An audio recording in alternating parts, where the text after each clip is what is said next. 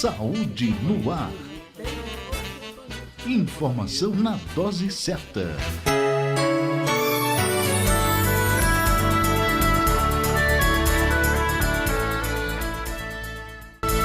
Olá para você que sintoniza o programa Saúde no Ar. Você que está em nossa sintonia, a sua dose diária de informação para uma vida melhor.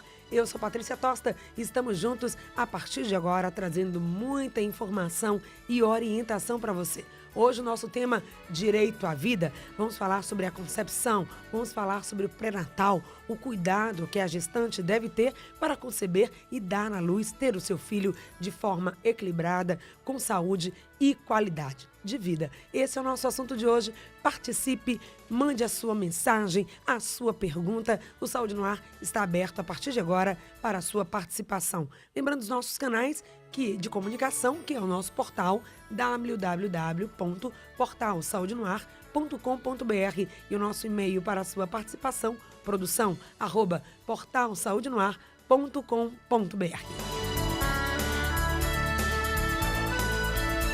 O pré-natal é o acompanhamento médico que toda gestante deve ter para manter boas condições de saúde da mãe e do bebê. Esse acompanhamento deve ser feito durante toda a gravidez e, junto com ele, são realizados exames para identificar e tratar doenças ou problemas que possam aparecer, trazendo prejuízo à saúde da mãe e da criança. E para falar sobre esse assunto de hoje, são nossas convidadas, estão aqui no Saúde no Ar, Ana Luísa, presidente da Sociedade de Obstetrícia e Ginecologia da Bahia. Bom dia, Patrícia. Bom dia a todos. Mais uma vez recebemos, com prazer, Olga Cristina, coordenadora do projeto da Rede Cegonha, que é aqui no Saúde na Cidade, ela que é coordenadora estadual da saúde da criança e da mulher e vai falar para a gente sobre esse importante projeto de apoio à mulher. Bom dia, Olga. Bom dia, Patrícia. Bom dia a todos que nos escutam. Muito obrigada por mais essa oportunidade. E o nosso telefone já está aberto à sua participação, os nossos canais, através da nossa página no Face, também o nosso e-mail para que você possa participar, 3328-7666. Ana, falando sobre esse direito à vida, do ponto de vista biológico, científico, qual o momento da vida? Quando é que a vida se estabelece? Pois é, Patrícia, na verdade, a vida se estabelece no momento entre que é a concepção, né, a fecundação, o encontro do óvulo com o espermatozoide, e esse encontro, esse embrião, se implanta dentro do útero.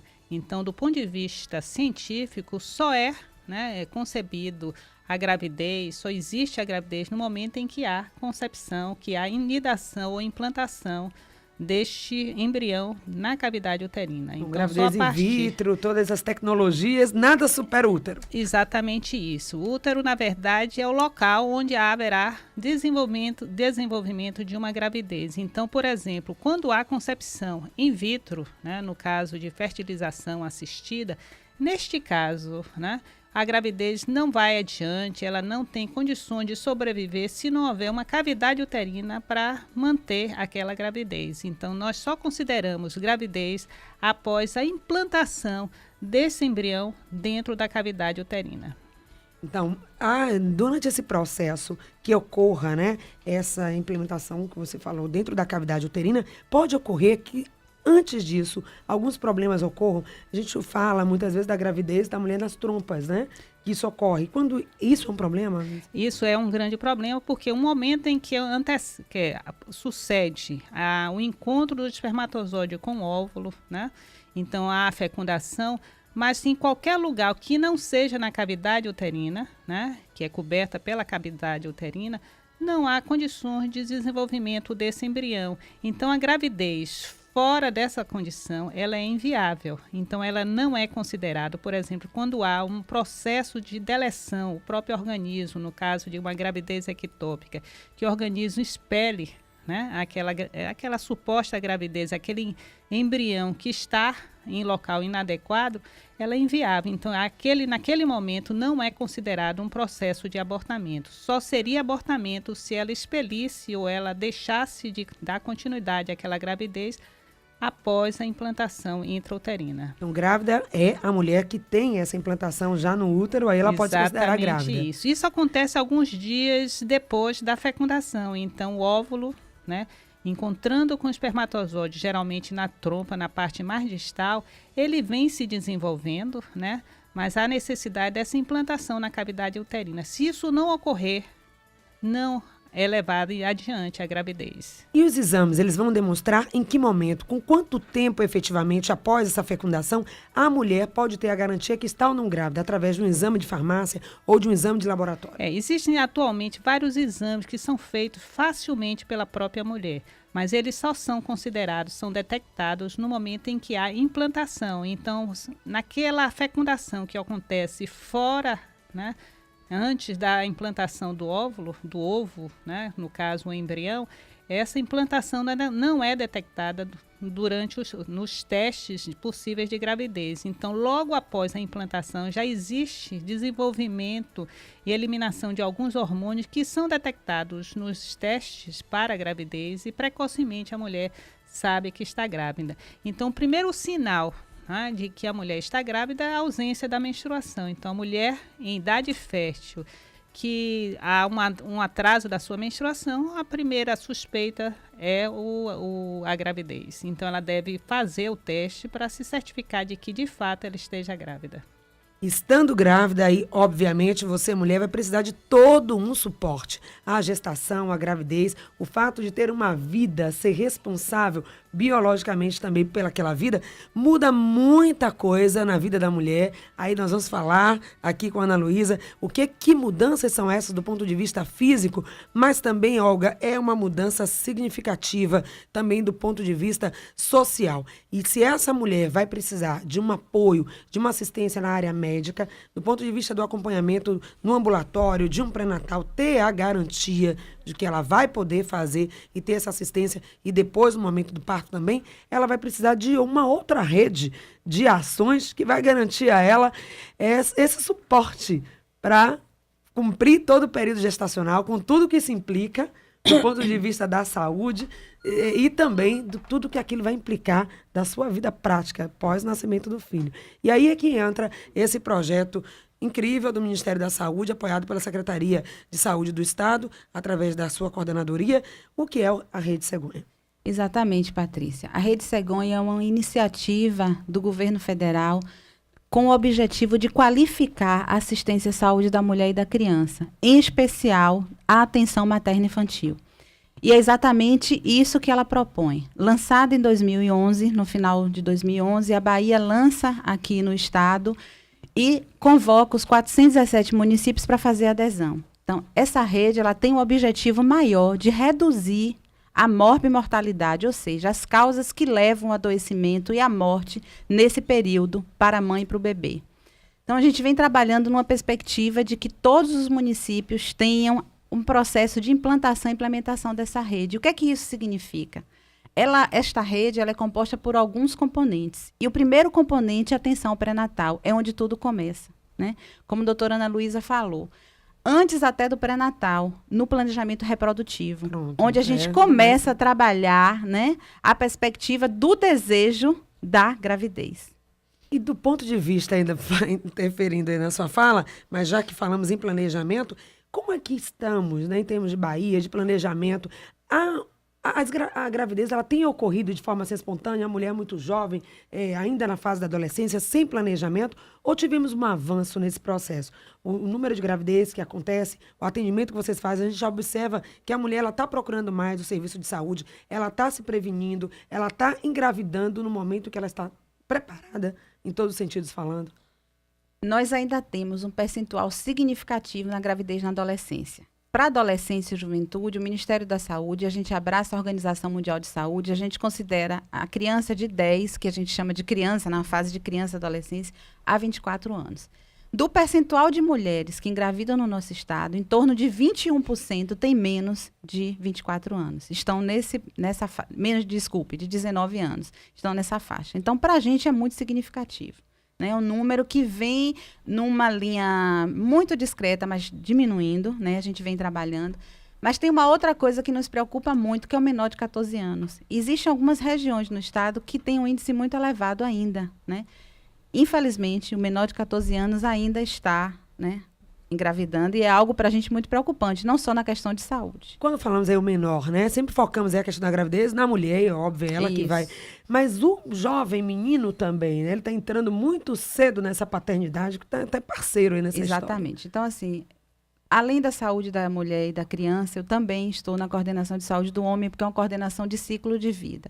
E a gente vem trabalhando numa perspectiva junto ao Ministério da Saúde de colaborar com os municípios no apoio de implementar o pré-natal do parceiro, que é exatamente isso, é trazer o menino, né, a população masculina, para a corresponsabilidade. Quem engravida é a menina, mas a menina não engravida sozinha, né? A doutora Ana Luísa colocou muito bem o que é uma gestação. São e dois, a gente sabe precisou que de dois atores ali. Então, a gente vem trabalhando no processo de educação e saúde, de apoio aos municípios, na formação dos profissionais para fazer esse trabalho de forma mais consciente e chegando até as escolas. Existe um chamado Programa Saúde nas Escolas, que tem uma relação e uma integração saúde e educação, e esse é um espaço que a gente vem trabalhando na orientação da saúde sexual e reprodutiva.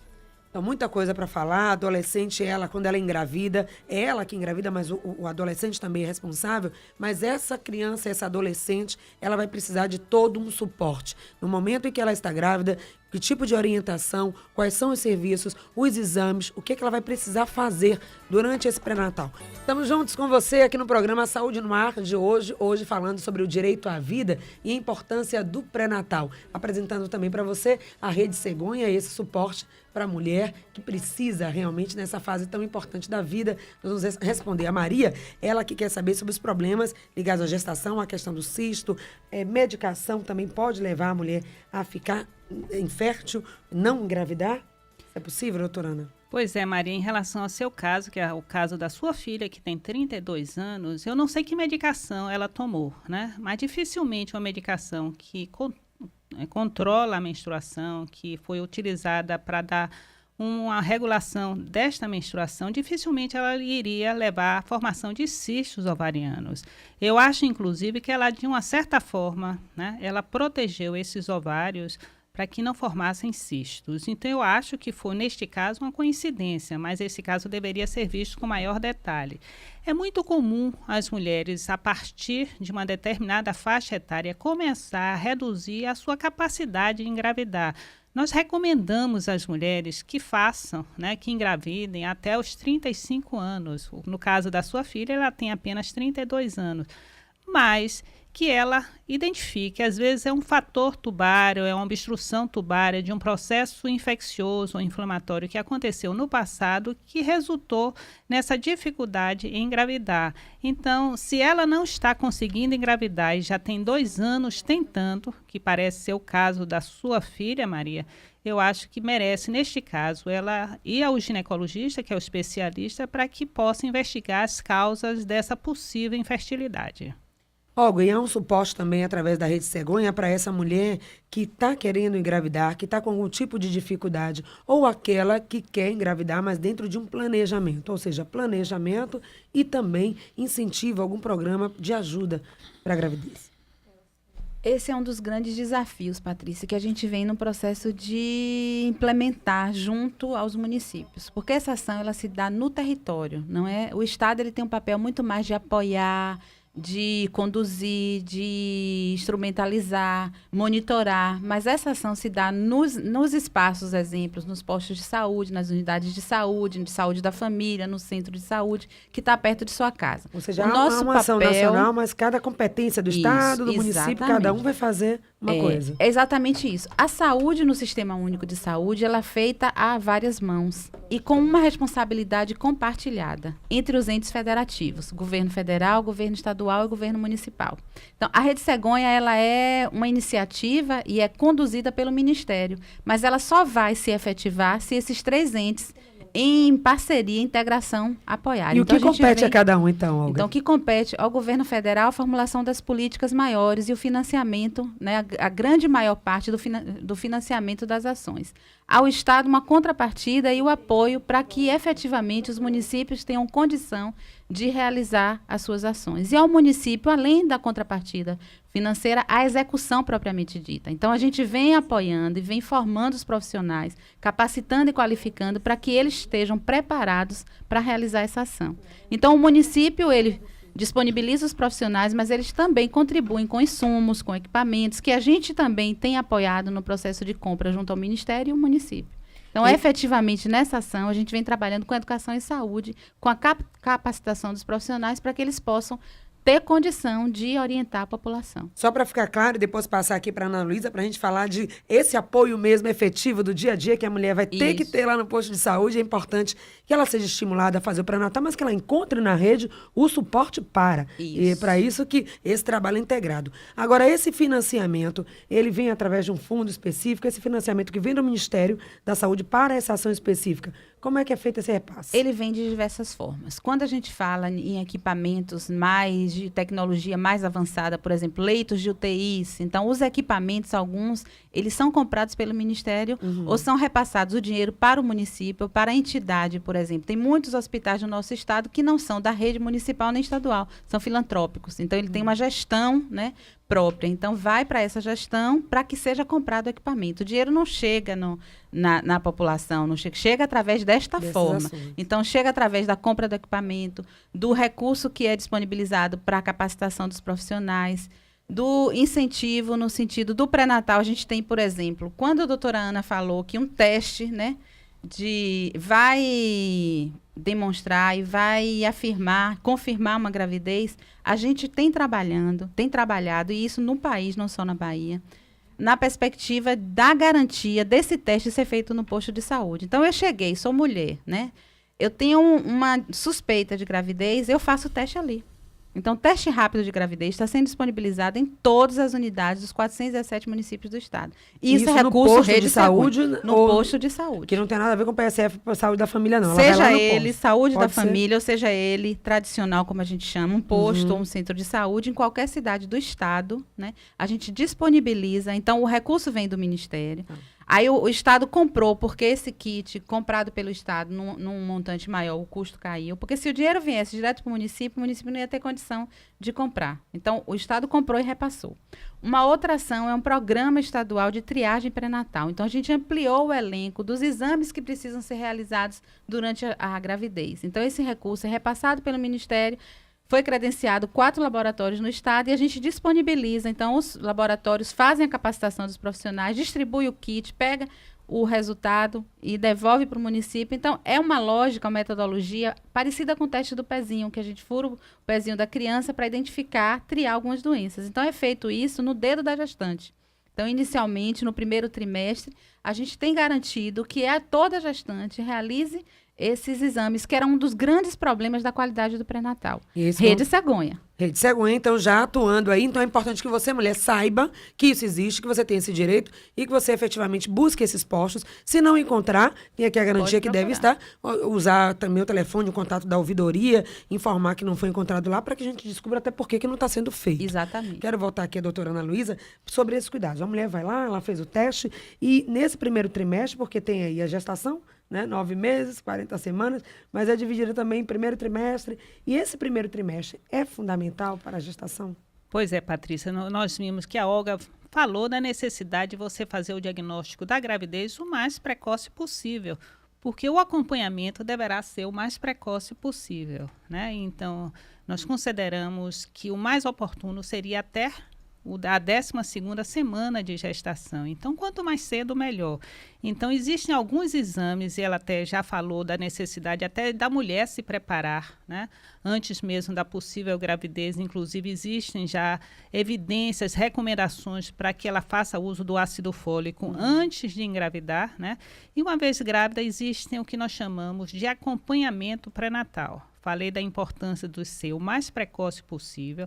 Existem o acompanhamento pré-natal é feito através do exame clínico do profissional que está acompanhando ela, né? Então, é importante que faça uma avaliação clínica para saber o estado de saúde dela. Há uma solicitação de exames recomendados no pré-natal que deve ser feito o mais precoce possível.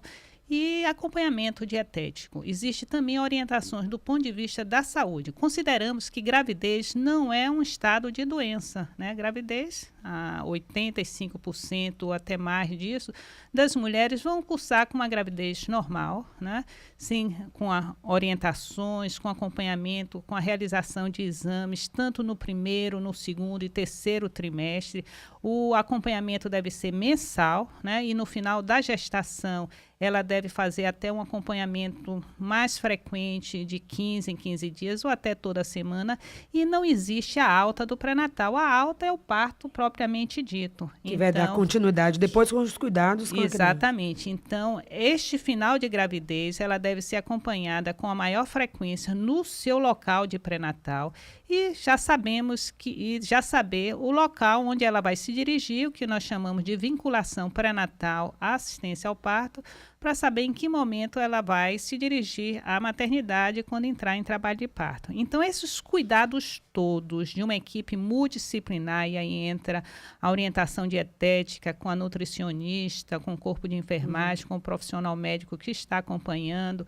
Então, vai dar um suporte para que ela gere, né? Que ela tenha uma gestação boa e gere um feto, um filho bastante saudável. O problema, às vezes, que ainda ocorre que quando essa gravidez acontece na adolescência, a adolescente algumas vezes esconde essa gravidez, né? Ela sabe que está grávida, mas a família só vai tomar conhecimento disso, às vezes, quando está com o 6º mês de gestação. Às vezes até na hora do parto.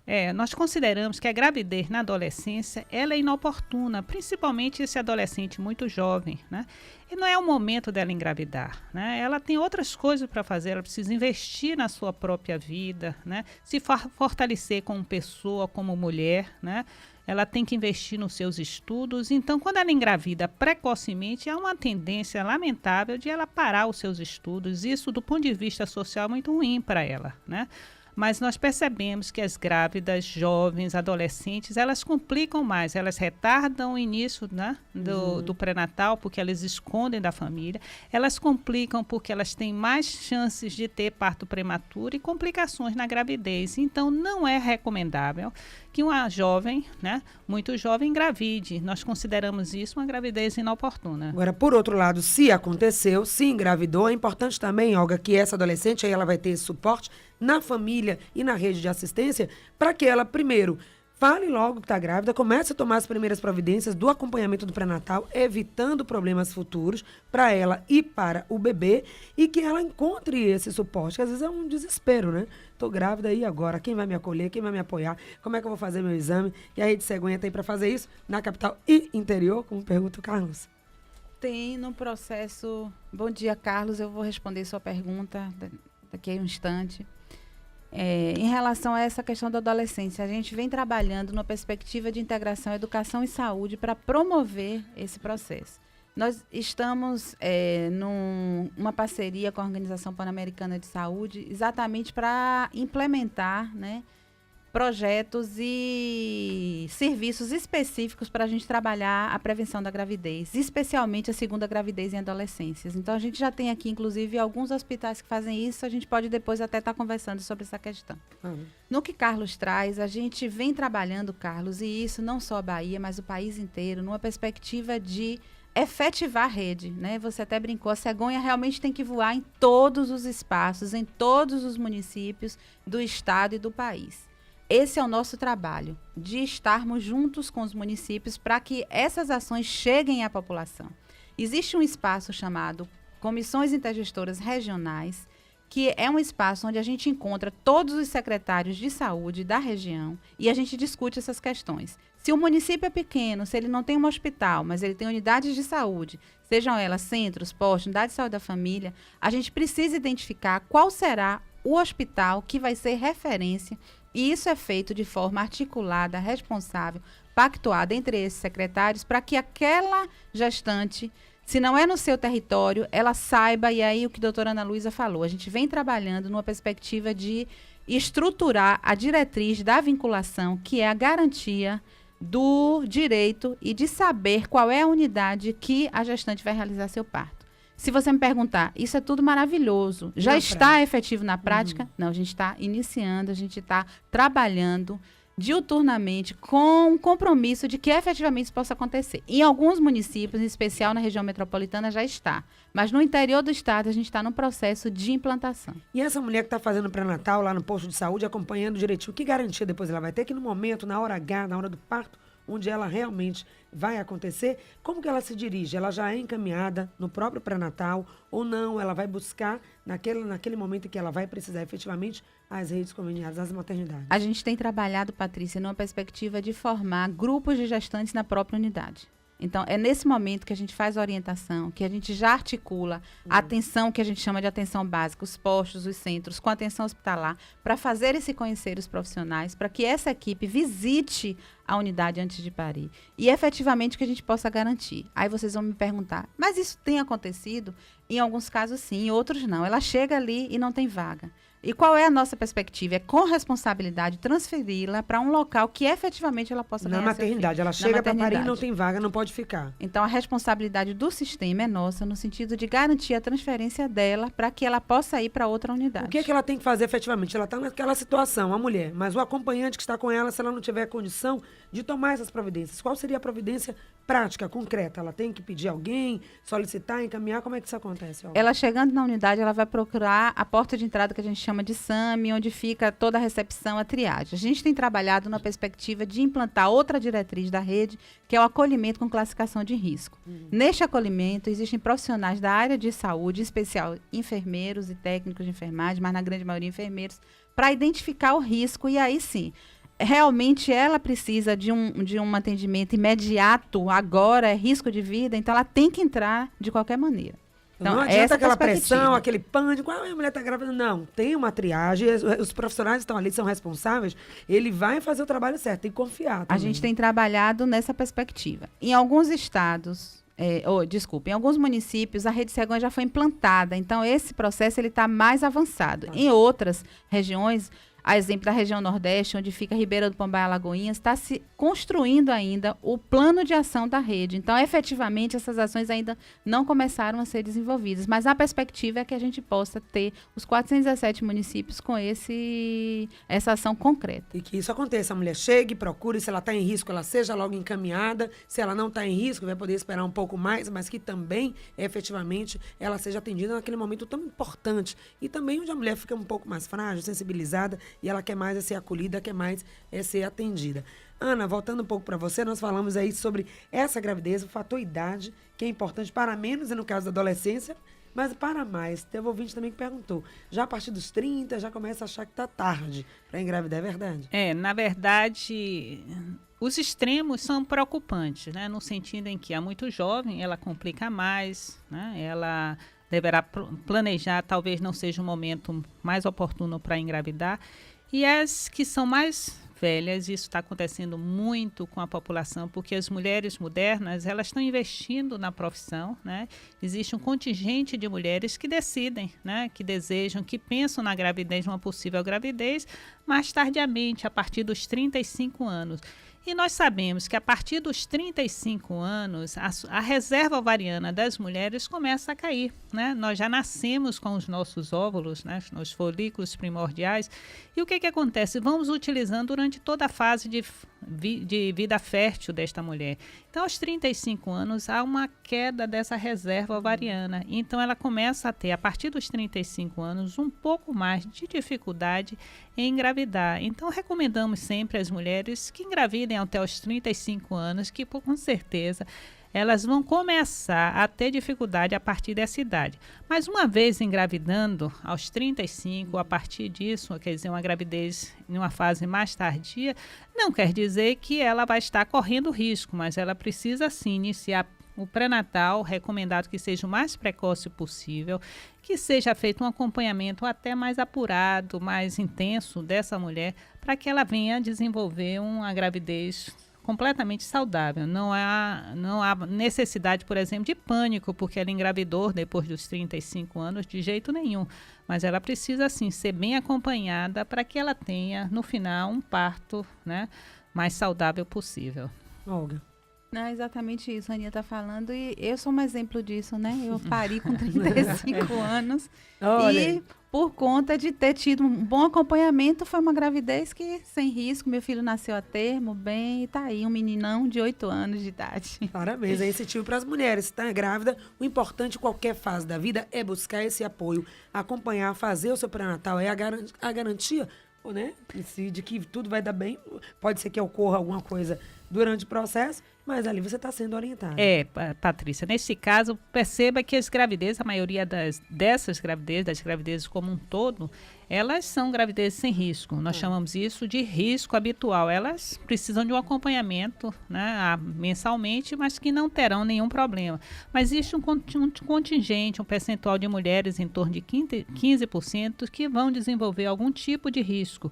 E esses riscos vão ser detectados no pré-natal normal. Então, é importante que seja detectado no dia a dia de um pré-natal normal, para que elas possam, de fato, serem tratadas e acompanhadas, né? Diabetes, porque lembre-se que nós temos indicadores, né, de mortalidade materna que ainda são de países de terceiro mundo, né? Então, principalmente aqui no nosso meio, as mulheres ainda morrem por questões relacionadas a abortamento, a hemorragia, a hipertensão, principalmente hipertensão. E se elas tivessem feito um pré-natal de uma forma adequada, elas seriam mortes evitáveis, né? Então, o ideal seria que não tivéssemos nenhuma morte relacionada à gravidez. Com certeza, principalmente hoje aqui estamos falando exatamente desse direito primordial, né? Direito à vida. Última participação da nossa ouvinte, que está lá em Simões Filho, e ela tem uma pergunta a fazer rapidamente. Terezinha, bom dia. Bom dia. Doutora, eu queria saber o seguinte, é que eu tenho umas sobrinhas que ela fez curso de enfermagem, e ela me disse que até com 60 anos a pessoa para, é verdade? Até 60 anos, é verdade? Isso não é verdade, Terezinha, né? Não é verdade. Nós temos o que eu falei aqui, reserva ovariana, né? A partir dos... Vai depender do relógio biológico de cada um, mas nós percebemos que a partir dos 45 anos, algumas mulheres já começam a entrar naquela fase que nós chamamos de climatério. E a menopausa é a última menstruação. Após isso, não há gravidez, a não ser que ela conceba uma gravidez importada, né? Existem alguns casos em tratamento de fertilidade que algumas mulheres vão engravidar por outra, mas óvulos delas não mais depois da menopausa. Então, os 60 anos não é verdade. A gente quer agradecer muitíssimo a presença aqui da doutora Ana Luísa, presidente da Sociedade de Obstetrícia e Ginecologia da Bahia, que falou aqui sobre questões relacionadas ao pré-natal. Já está convidada a voltar em outra oportunidade para falarmos mais sobre esse atendimento à mulher. Muito obrigada. Agradecemos também aqui a presença da Olga Cristina, coordenadora do projeto Rede Cegonha, coordenadora estadual da Saúde da Criança e da Mulher. Mais uma vez, obrigada, Olga. Obrigada, Patrícia. Obrigada a todos que nos escutam. E é uma grande oportunidade de estarmos dividindo com vocês o nosso trabalho. Então, assim, esperamos efetivar de fato em todos os 417 municípios, mas um processo que a gente vem trabalhando em parceria, governo federal, estadual e município. Um bom dia a todos. Muito obrigada a você que fez também o programa Saúde no Ar de hoje, que participou com a sua pergunta, sempre muito bem-vinda. Saúde no Ar de hoje fica por aqui. Saúde no Ar. Informação na dose certa.